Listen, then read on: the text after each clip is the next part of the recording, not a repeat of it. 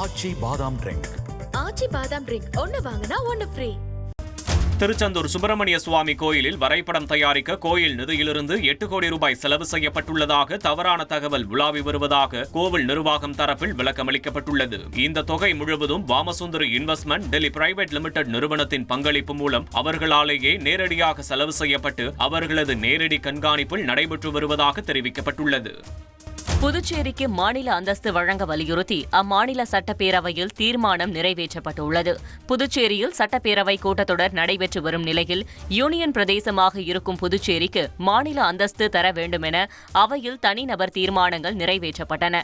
இதனைத் தொடர்ந்து தனிநபர் தீர்மானங்கள் அனைத்தையும் அரசின் தீர்மானமாக மத்திய அரசிற்கு அனுப்ப முதலமைச்சர் ரங்கசாமி வலியுறுத்தினார். புதுச்சேரி அரசு தங்களுக்கு மாநில அந்தஸ்து கோரி 16வது முறையாக தீர்மானம் நிறைவேற்றியுள்ளது குறிப்பிடத்தக்கது. ஆச்சி பாதாம் ட்ரிங்க். ஆச்சி பாதாம் ட்ரிங்க் ஒன்னு வாங்கினா ஒன்னு ஃப்ரீ.